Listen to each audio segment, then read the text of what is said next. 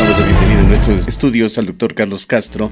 Él es miembro de la Comisión Anticorrupción, ex presidente del Colegio de Abogados de la SUAY. Bienvenido, doctor Castro.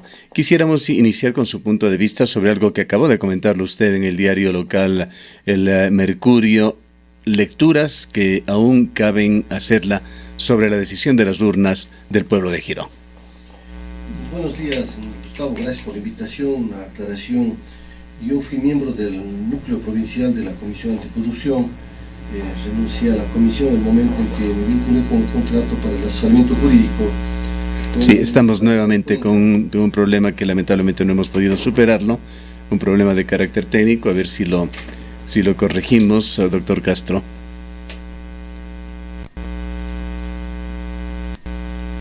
Creo que estamos allí, ya listos. Por favor. Sí, le decía a Gustavo que en primer lugar le agradecía por esta entrevista.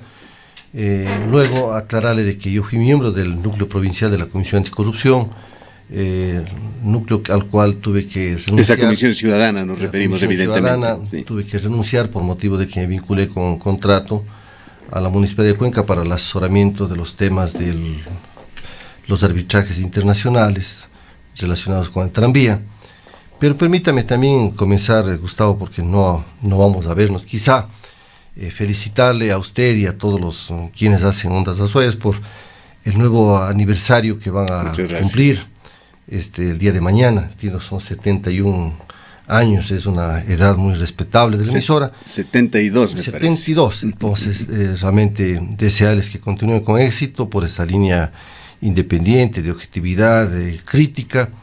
A muchos puede molestarles a veces la crítica, ser incisivos en las entrevistas, pero créase que ese es el papel del comunicador, del informador, y deben continuar por esa senda y siempre como un medio que ha estado solidario con los más caros intereses de la ciudad y la provincia. Así es, alguien nos criticaba por falta de objetividad. Eso nunca vamos a decir lo que no, somos seres humanos y somos subjetivos esencialmente para mirar las cosas.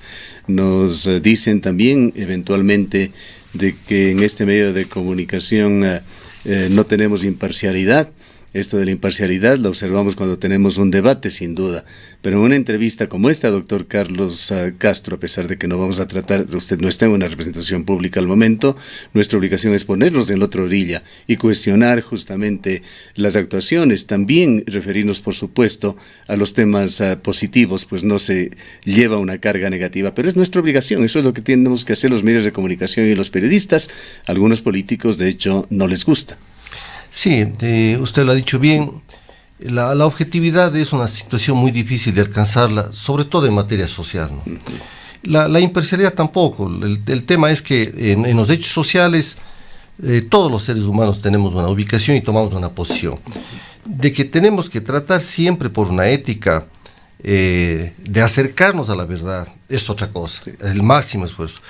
Y la verdad es difícil de alcanzarla, aún hoy, ¿no es cierto? Ya en epistemología, imagínese usted, se ha señalado que ni siquiera la verdad científica puede ser absoluta, es tremendamente relativa. Hay quienes dicen que no hay una sola verdad, nosotros creemos que no, pero hay quienes dicen que no porque hay ópticas diferentes. Así bueno, es. En todo caso, de algo que no pueden acusarnos, doctor Castro, es de que no exista pluralismo en este medio de comunicación y de que todas las voces, aquellas incluso de que puedan tener una carga muy negativa para intereses colectivos, son escuchadas cuando el tema o la importancia del tema sí lo amerita, y en eso no vamos a cambiar. Así es, Gustavo. Yo he sido testigo de que en esta emisora efectivamente por aquí han pasado personas de todas las ideologías, todas las posiciones políticas, y todos han tenido las voces abiertas, los micrófonos abiertos en esta emisora. Por eso les deseo que continúen con éxito, con este pluralismo, y que realmente pues que todo les vaya muy bien. Muchas gracias, doctor Castro.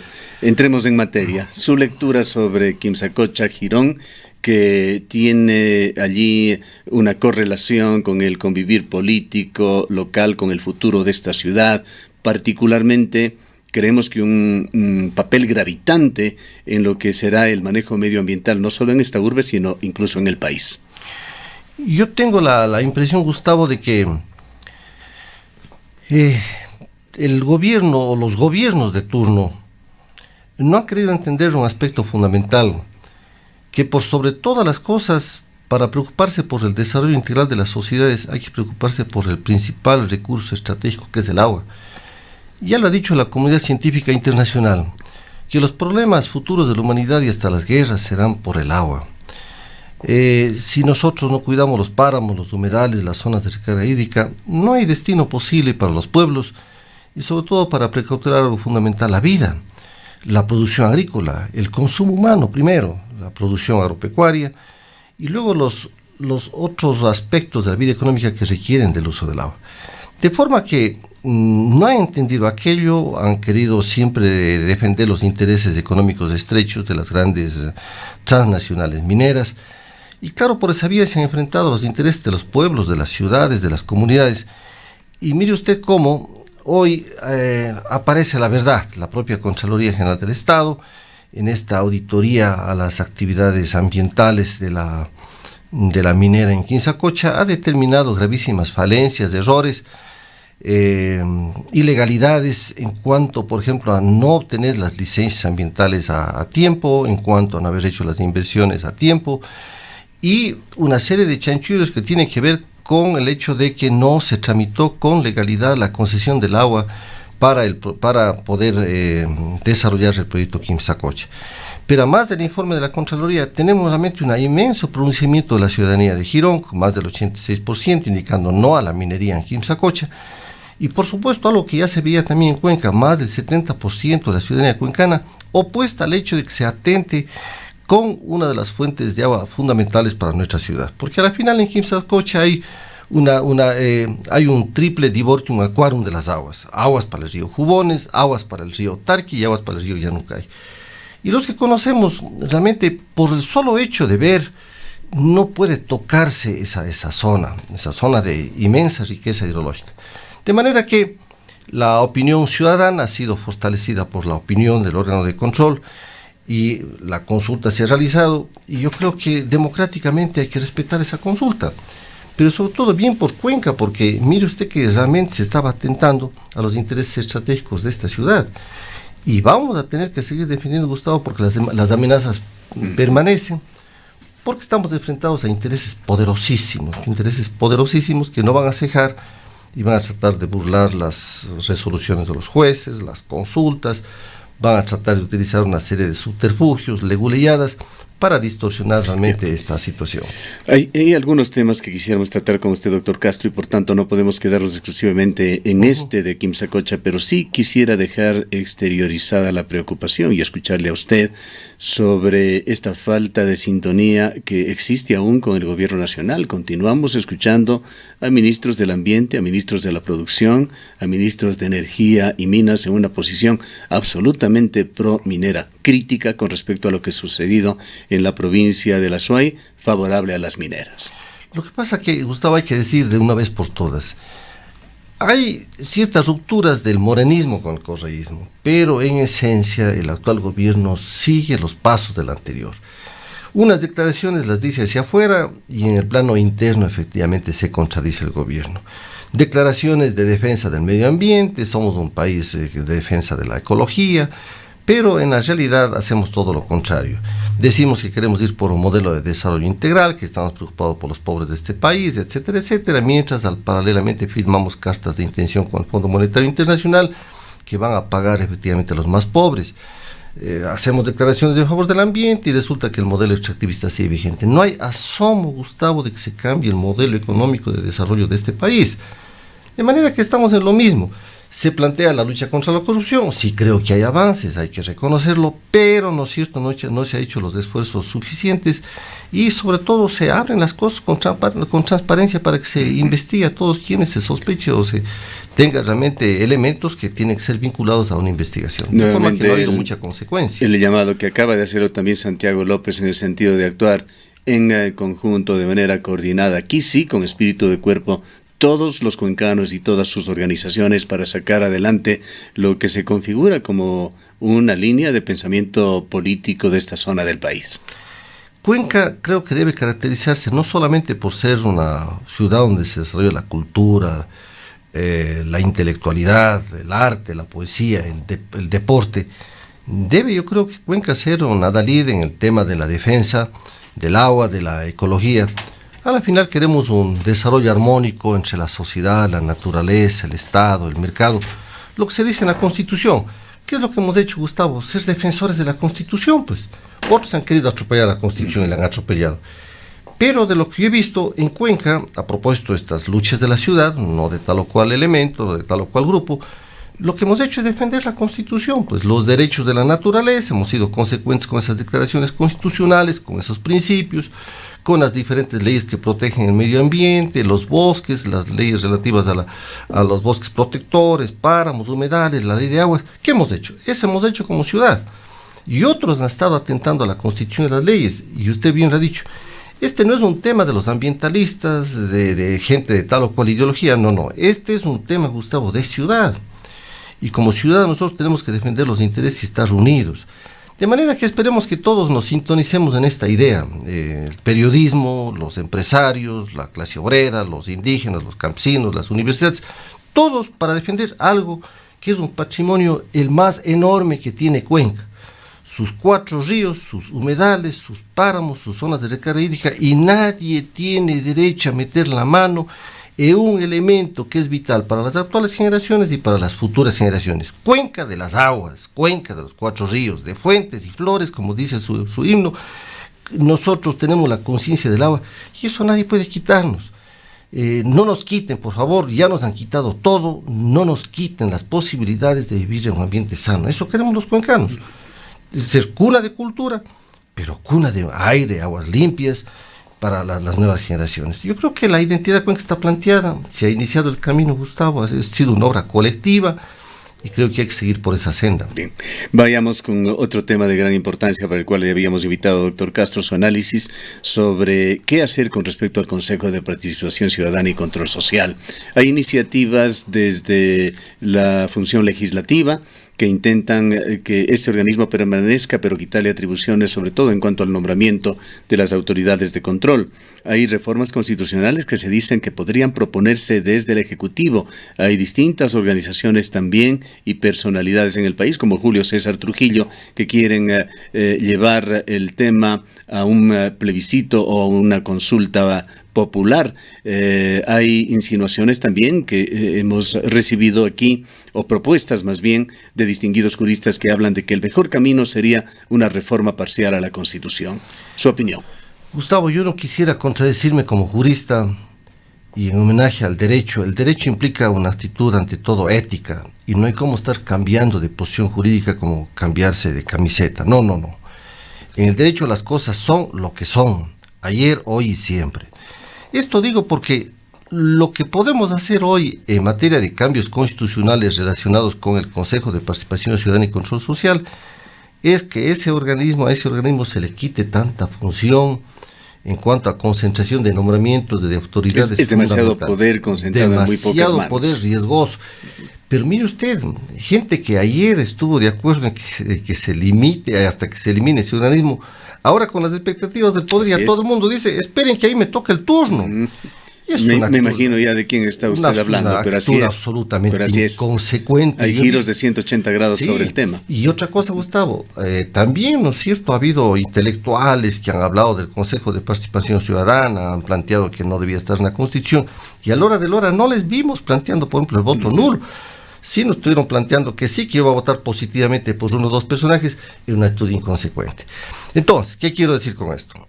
Los cambios que se pueden hacer constitucionalmente, legítimamente, respecto a la Constitución, se refieren a limitar las facultades del Consejo de Participación Ciudadana. Eliminar la función no es posible porque eso sería un tema de asamblea constituyente. Solamente en el marco de una asamblea constituyente. Eliminar la función. Ahora, eliminar ciertos organismos de la función. Restringir sus atribuciones. Eso sí es posible. Restringir o eliminar un organismo que es parte, ¿no es cierto?, de una función. Eso creo que pasa por un debate, ya la Corte Constitucional tendría que dirimir.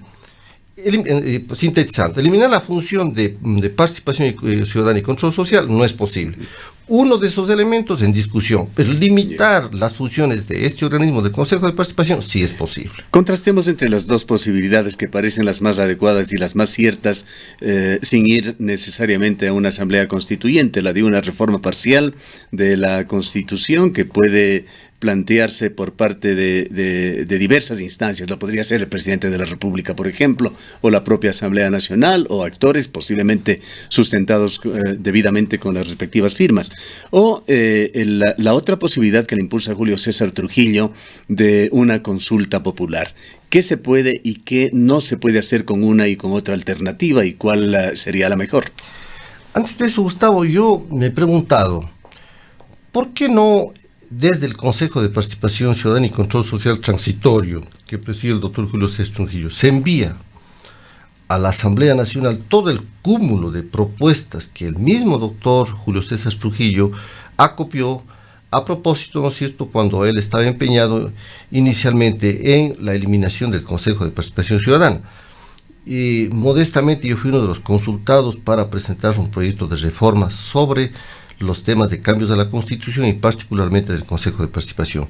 Y un sinnúmero de juristas y entidades enviaron efectivamente esas propuestas. Entonces, allí hay un cúmulo de planteamientos que, respecto a los cuales bien se los puede estudiar y sacar como conclusiones realmente las mejores que se deriven de esos estudios. Yo no sé por qué no se hace eso, debe haber una coparticipación, una comunión de intereses entre la Asamblea y el Consejo de Participación, a objeto de que se estudien todos estos documentos, número uno. Dos, en orden a la efectividad, lo más efectivo y lo más corto en el tiempo sería, ¿no es cierto?, la reforma constitucional vía los dos debates en la Asamblea, mediando 90 días en el uno y el otro, y luego el sometimiento de los textos constitucionales de reforma al referéndum, la vía más corta. Habrá esa voluntad política en la Asamblea Nacional hasta dónde se podrá avanzar en ello, pero creo que la iniciativa del doctor Julio César puede motivar una enorme movilización social, ojalá que así sea, respecto a recoger firmas, pero ese es más demorado. ¿Y esto podría desencadenar quizá el que se utilice otro mecanismo? Además he visto, Gustavo, una situación difícil, qué difícil que nos hemos vuelto en nuestro país, hablemos autocríticamente, porque mire que ha nominado él una comisión coordinadora de este tema de recoger las firmas, de este proceso,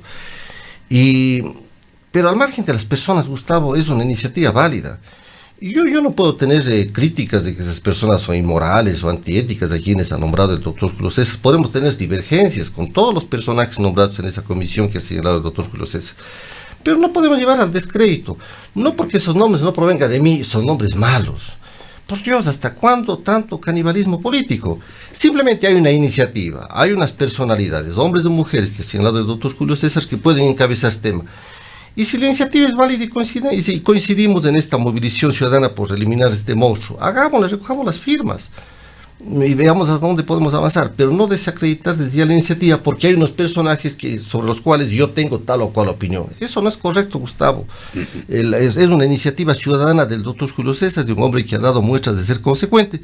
Creo que es válido. Ahora, ese camino no es contradictorio a que avance lo otro también, porque no sabemos si en la Asamblea Nacional hasta dónde pueden avanzar esas reformas. Usted sabe que hay intereses cruzados. La Asamblea además es indescifrable hasta el último minuto. Una Asamblea indescifrable donde lo que menos puede usted advertir es consecuencia entre los principios. A propósito, allí tenemos, y esto ya no hemos podido desarrollar en esta mañana, se le absolvió a la presidenta de la Asamblea, seguramente por el origen espurio de esas grabaciones, pero queda muy en claro el manejo de la ética de la clase política ecuatoriana con esa criticable conversación en pleno proceso de decisiones entre la cabeza de la Asamblea y la representante en el ámbito político del gobierno, María Paula Rojo. Lo cuestionable es que tratar de impedir que se instaure una investigación, pues, ¿no?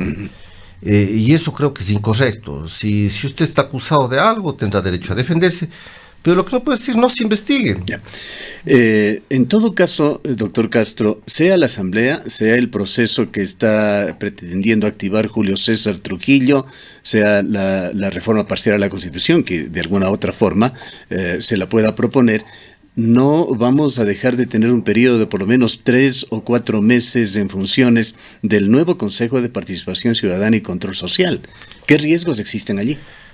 Yo creo que sí, el Consejo de Participación Ciudadana y Control Social elegido con una inconstitucionalidad terrible que se ha dado paso en este país, y no vamos a dejar, Gustavo, de decirlo, es una inconstitucionalidad, es una mancha indeleble, de la cual este Consejo no podrá salirse. Ya me he referido algunas veces a ese tema. Pero este Consejo de Participación Electoral, lo mínimo que puede hacer es respetar las competencias que el pueblo ecuatoriano le dio al Consejo de Participación Transitorio. No puede tocar los temas resueltos por el Consejo de Participación Ciudadana Transitorio en virtud de que esas atribuciones fueron constituyentes, producto de una consulta popular. Es un tema jurídico profundo, complicado, que a veces no se entiende.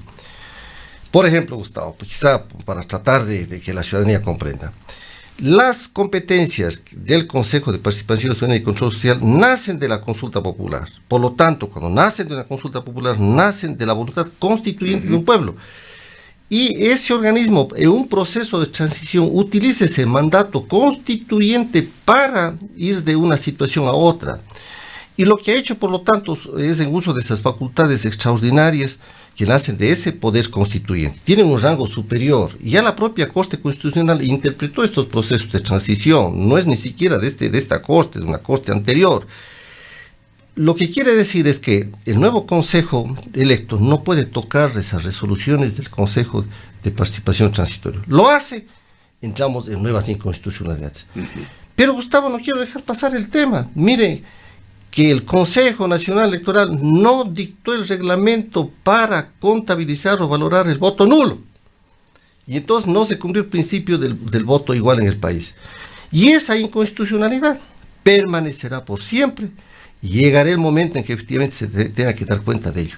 Una nueva inconstitucionalidad y no ha pasado nada en el país. Se quedaron calladitos y calladotes quienes tenían por ética decir, señores, un ratito, el sufragio es una cosa que no puede tocarse, no puede manipularse, el principio de la igualdad del voto, y vamos, antes de contabilizar, dictar el reglamento que valore el voto nulo. Para resumir, Gustavo, tenía 3 votos para hombres, 3 votos para mujeres, 1 por la nacionalidad. 7 votos, el que vota positivamente hace uso de 7 votos. Si usted nulita las 3 papeletas, la pregunta es, ¿cuántos votos están nulitando? Así de simple. El Consejo Electoral tomó la posición del avestruz. Pero mire que el de hacer el cuerpo al lado, el de no enfrentar este tema. Una inconstitucionalidad por omisión, pero todo el mundo cree que no se da cuenta. Pero, ¿qué dijeron qué dijo la academia frente a esto? ¿Qué dijeron los juristas? ¿Qué dijeron los colegios de abogados sobre este tema? La intelectualidad. Hubo preocupación en los medios de comunicación colectiva. ¿Qué dice la ciudadanía? Pero ahí usted vio la inconsecuencia, ¿no?, de los políticos. Ahí vio la inconsecuencia, la falta de sinderis. Por eso es que no hay credibilidad en la actividad política, Gustavo, porque hay una distancia enorme entre lo que se dice y lo que se practica, entre los principios y los hechos. Es decir, no media la ética en la política. Es el más puro maquiavelismo, la política mercantilista, la política del momento. Y por ese lado yo digo, ¿hasta cuándo se va a respetar la Constitución? Ya vamos a rifarnos una nueva Constitución, pues yo creo que al paso que vamos, la Constitución quedará hecho pedazos un tiempo más. Vamos a una nueva Asamblea Constituyente, nueva Constitución, violación a la Constitución. Hay futuro en este país, Gustavo. Yo vengo clamando, insistiendo que lo único que podemos estar de acuerdo en este país, pongámonos de acuerdo, por favor, respetemos la Constitución. Lo más grave de este país es la falta de instituciones firmes que den sustento al país más allá de la transición de los gobiernos. Es lamentable esto. No se entiende, Gustavo. Por eso, cada vez que tengo que a veces hablar con los estudiantes en los posgrados, digo, señores, el problema de nuestro país es el respeto a la Constitución. Nos guste o no nos guste, estabilidad institucional, fortaleza de las instituciones, que se conserven las reglas de juego, y así podrá tener usted un ambiente de certeza, seguridad jurídica, es bueno para el desarrollo, para las inversiones, para la democracia, para la convivencia ciudadana, para los derechos, para todo, Gustavo. Pero si no avanzamos en ese camino, ¿qué futuro hay para nuestro país? Doctor Castro, en 30 segundos, su opinión sobre la salida de Julian Assange, tema que es noticia en desarrollo en todo el mundo. Yo felicité cuando se dio el asilo a Julian Assange, porque efectivamente estaba siendo perseguido por temas de libertad de expresión, pero después degeneró. El Ecuador, como Estado soberano, le dio el asilo. Después el señor mal utilizó el asilo, rompió reglas efectivamente de algunos convenios internacionales sobre el tema del asilo, y yo creo que el gobierno ecuatoriano ha hecho bien en efectivamente ya terminar con el asilo. Y él tendrá que responder ante la justicia inglesa. Entiendo que ahí va a pasar algún tiempo por el tema de que tiene que responder ante la desobediencia del mandato de la Corte de Westminster. y luego, ¿no es cierto?, ya después que Estados Unidos pida su extradición, no sé, pero primero va a tener que responder por los cargos de la propia justicia. En todo caso, un tema que trae cola. El que trae cola, lo que sí esperemos que efectivamente en ninguna circunstancia se le atente contra sus derechos y principalmente con derecho a la vida, ¿no? Gracias, doctor Castro, por su presencia. El doctor Castro es fue parte de la Comisión Ciudadana Anticorrupción en esta ciudad y fue también presidente del Colegio de Abogados. Hoy se desempeña en el libre ejercicio.